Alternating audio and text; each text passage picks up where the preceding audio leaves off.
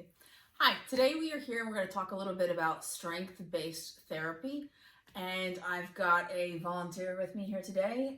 This is Nicole Whitaker. So she's joining us, and my name is Vicki Woodruff. I am the owner of Woodruff Counseling LLC, and I'm a licensed clinical social worker in the state of Maryland.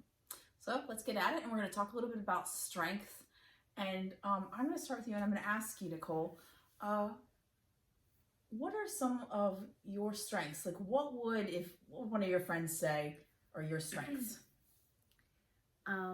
They would probably say that I am very optimistic and positive.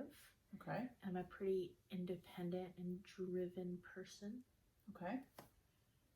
All right, so we've got a couple different things. We've got about 4 different strengths, and those are all good. We've got optimistic, very positive, driven, so good things. Now, can you, we're going to take a little bit of a negative turn here. Can you tell me some of your weaknesses? Some of my weaknesses. I tend to want to be a perfectionist sometimes. Okay.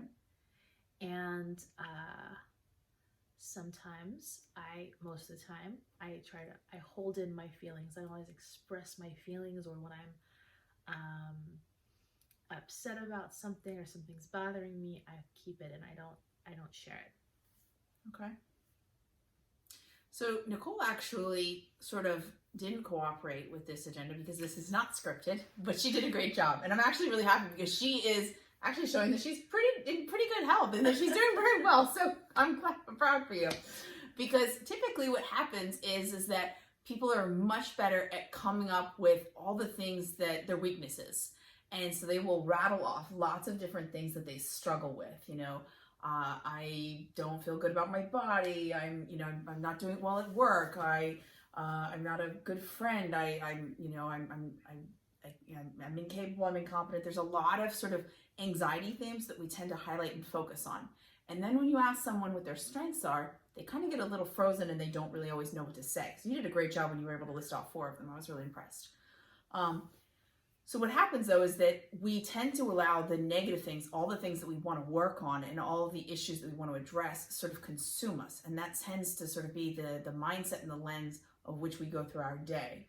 And so how much of the time do you spend really focusing on those 4 things that you listed of like, I'm a very optimistic and positive person? Rarely.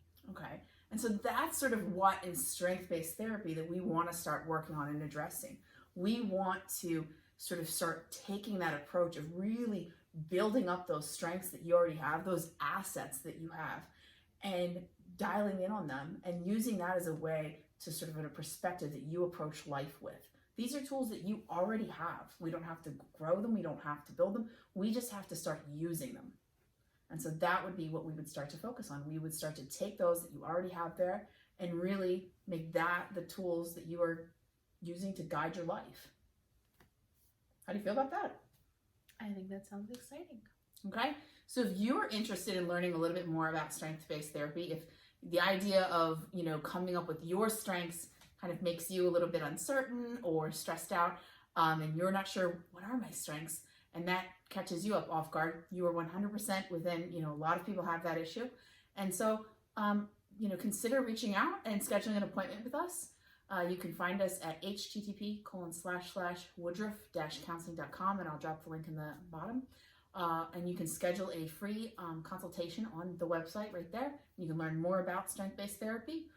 You can also call us at 410-816-4097. And I'd really like to thank Nicole for participating and helping me out with this video.